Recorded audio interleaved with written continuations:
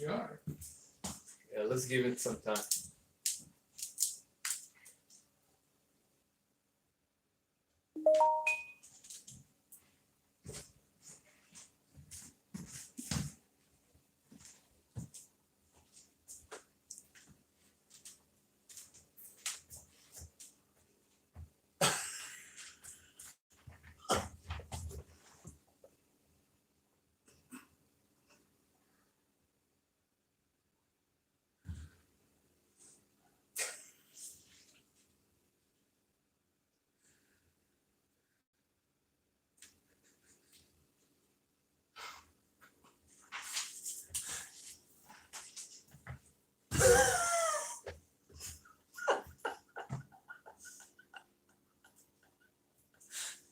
By chance.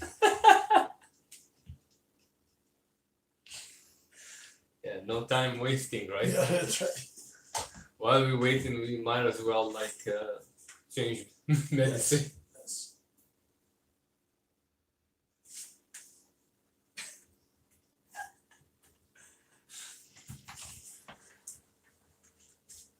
All right. Hey guys, welcome. So as promised, today we're gonna talk about the protein shake that Doug does, magical protein shake. But right now he's a little bit busy. He's doing a few things, so we gotta wait for him. Once he finished reading, then we're gonna start the protein shake. Doug, don't waste any time, any second of the day.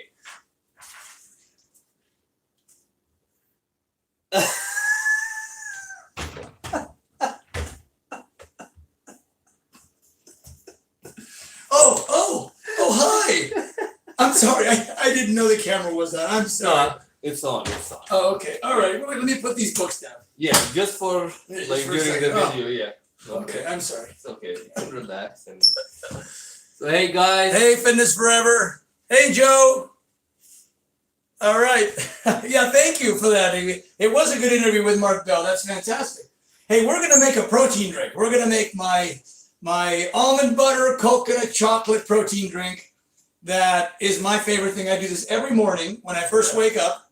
I'm too lazy to make eggs. And so I just want to get out the door, right? I'm in a bad mood in the morning.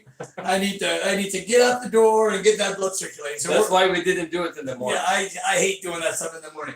All right, so here's the blender. All right. All right, let me walk around you here. I gotta get. Can you pass me that water over there? Yeah. All right, I should have grabbed that first. All right. It's okay. All right, so here we are. Here's the blender.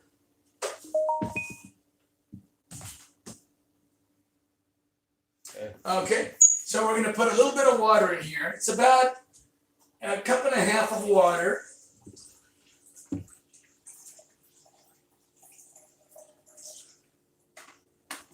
Then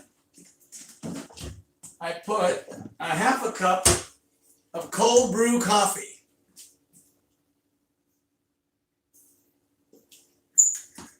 You like that coffee? I love this coffee. What do you like about it? Well, I can't say that I'm a connoisseur, so I can't talk about it in the language that coffee connoisseurs do. Uh-huh. I just like it's Colombian dark roast. It's strong, but not too strong. It's not too acidic. I don't know. I love the taste of it. Arabica bean? What? I love the taste. I don't think we have it in Canada. Okay. All right. So we've got kind of diluted coffee here. Now we've got this coconut oil here.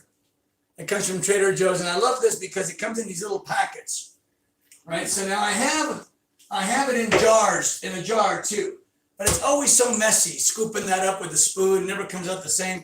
So here I'm just going to cut this little packet.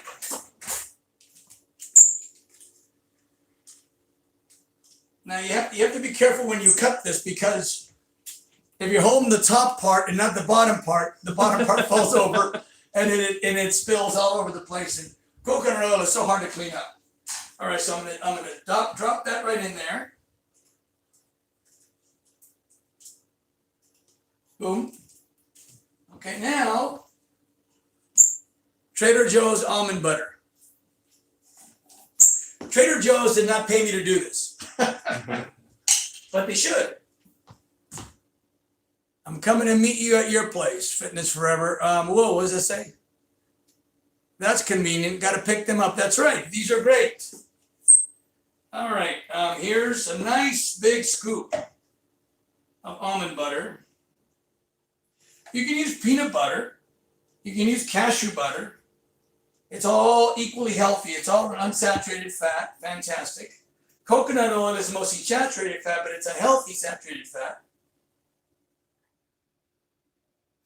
I don't know if some of you know that saturated fat got a bad rap for all the wrong reasons. Now we're discovering that. A little bit of saturated fat is actually important and healthy. So our body needs some saturated fat to produce testosterone and other hormones. So we don't want to be without saturated fat. And the mistake that a lot of us made is we were eating low fat or zero fat and high carbs, right? So we had insulin production, and insulin production causes problems. And so now I've switched things around, and now about 40% of my calories come from fat, most of which comes from unsaturated sources, but probably a third of it comes from saturated sources, which includes dairy, includes salmon, and includes beef, butter, ghee, coconut oil, but a lot of avocado and a lot of olive oil. All right, so now I'm going to put my chocolate Optimum Nutrition casein. Now you might be wondering why I use casein protein. Well, the reason for that is because whey protein is more expensive, is more processed, and whey protein gets into your system faster, and you pay a price for that. But I have a very good friend who's a biochemistry genius, and he told me that there's no hurry, there's no reason, there's no advantage to having that protein get into your system faster. He said you should think of your protein drink as basically food. So if you think of it as chicken or eggs or fish, there's nothing wrong with eating those sources of protein exclusively. There's no magic to a protein powder. It's just convenient, right? So he said casein is more time release. It gets into your system a little more slowly. And the advantage of that is that you don't have an insulin spike, right? And it stays with you a little longer. So it really is better, wiser, more practical to buy a protein supplement that is just as good, if not better, for a lower price. One All right. scoop? One big scoop is all you need. How many grams in it? Now, this tells me that there's 24 grams of protein per scoop. Now, you don't need 48 grams of protein at one time. Mm-hmm. It wouldn't be bad if you did it, but you don't need it, right? Especially in my case, since I usually have a meal 3 hours after I have my protein drink anyway, right? So 24 grams of protein for 3 hours is plenty. Right. That's something that people ask, do you count your protein intake? I don't. And I shouldn't say entirely that I don't. What I should say is that I did a long time ago. And so rather than counting it all the time now, I know, am I standing too close? No, you're good. I know that each, serving of, let's say, chicken or eggs, or 3 eggs, I should say, or beef or whatever, usually has around 30 to 40 grams of protein. Mm-hmm. And I have that about 4 times a day. Mm-hmm. So 4 times 4 is 160 grams of protein. So that's what I eat, about 150 to 200 grams of protein a day. Nice. And that's about a pound per body weight. I weigh 201. Mm-hmm. And that's more than enough. Some people think it's more than enough to have 1 gram per 2 pounds or per kilo of body weight. Some people think you even need less than that. Mm. I actually believe, based on everything I've read, that you could do very well. Let's angle it this way so there's not so much white wall there. There we go. So you can kind of see my kitchen. That you could do very well with a half a gram of protein per 2 grams of body weight at a minimum. Right. So if I'm getting 1 gram per pound, that's plenty. You definitely don't need 2 grams per pound. Yeah. That is seriously too much, right? It's too much. It's wasteful, for one thing. It's also a strain to digest all that on your stomach and on your kidneys. So you just don't need it. 1 gram per pound is fine. All right. Now we're going to put a banana in here. Notice that the banana is a little bit green, and that's the way you want it, because the more green it is, the less starchy it is. It's called resistant starch, which means it doesn't spike your insulin as much. The more ripe the banana, you didn't know that. No, I thought the opposite. The more ripe the banana is, the sweeter the banana is, the more that is turning into a sugar. But I heard that also it is high in antioxidant like that when it's like brown. I don't know. I haven't heard that, Mhm. but I would trade that away. I'd rather not have the antioxidants and have not. Because you're getting the antioxidant. And I from don't want, something yeah, else. because I'm getting the antioxidants other places, and also I don't want to spike my insulin. Right. You know, my father had heart disease, and I think my mother didn't, but my father's side of the family probably has a history of that. And my uncle also had it, and so there's a genetic tendency, and those of us that have genetic tendencies should be extra careful to not, spike our insulin, because insulin spikes is actually more conducive to cardiovascular risk than eating a high-fat diet, because we make our cholesterol from insulin, right? And those of you that don't know, I had a diet that was very, very low, and I'm still here holding the banana. That was very, very low in fat, and because it was low in fat, it would have to be high in something, high in starch. I was eating a lot of rice, a lot of potatoes, and all of a sudden, I found myself having high cholesterol. And I talked to my biochemistry genius friend, and I said, how could this be possible? I work out every day. I eat almost zero fat. He says, well, you're probably eating according to the food pyramid. You're probably eating according to the American Heart Association's guidelines that emphasize low fat, high carb, the food pyramid, right? The base of the pyramid has grains, flour products, pasta, potatoes, rice, bread, cereals. Wrong. But this is mind-boggling. How they recommend such a pyramid? Well, there is some people who strongly believe that this was a commercial thing, that they were influenced by the lobbyists for those products, and that they were influenced by the pharmaceutical companies that say, hey, listen, we'll pay you to recommend this and this and this, because then when those people have cholesterol issues, they'll come to us and they'll buy our drugs. Now, I don't know if that's true or not. You didn't hear it from me, but there is speculation. Look, you can find this online. There is speculation that it was not an accident, that we were so misled. Oh, I heard that. But when I told my friend, my biochemistry friend about this, he said, listen, you can go to any biochemistry professor in the country, and they will tell you that 80% of the cholesterol that's in your body, in your blood, you made. You didn't eat it. And of course, it was proven, right? I wasn't eating any fat, and I had high cholesterol. He said, switch it around, eat a lot of fat, mostly unsaturated, cut out all your starches and sugars, eat mostly vegetable carbohydrate, and watch what happens. 3 months later, my cholesterol had gone from 290 to 148.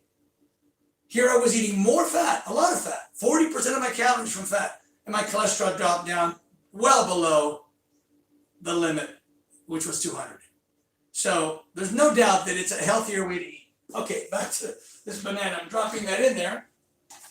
Here's my blender. I'm going to put the lid on this thing. Okay, so we got chocolate, coconut, banana, coffee, and coffee flavor. 4 yummy, yummy flavors. And the hazelnut. What did you put? Almond butter. Almond butter too. That's right. So this is a meal in a glass, right? You've got your protein, carbohydrates, and fats all in one drink, which is the idea.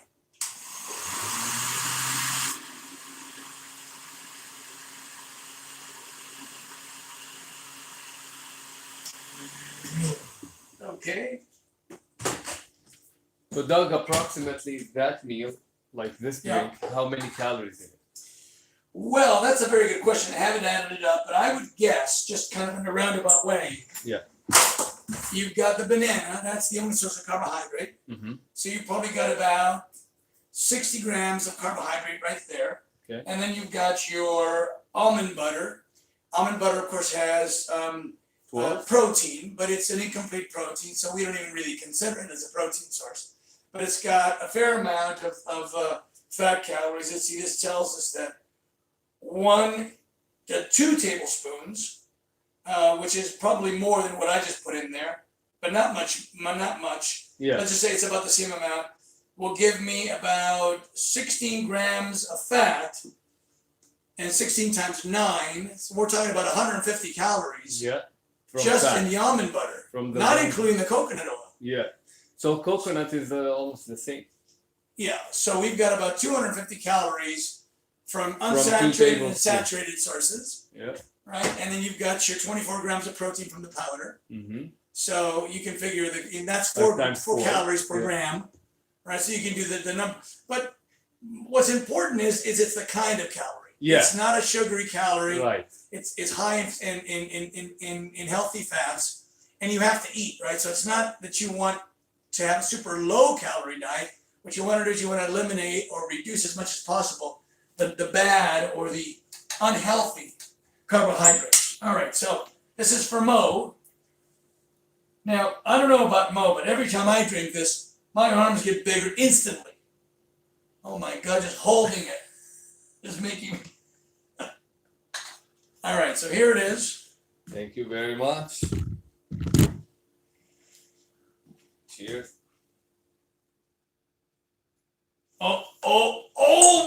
Oh my God! He's growing right before our very eyes.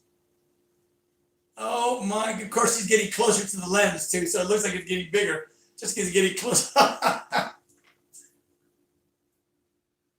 All right, let's show what a real bicep looks like. Show him a real bicep.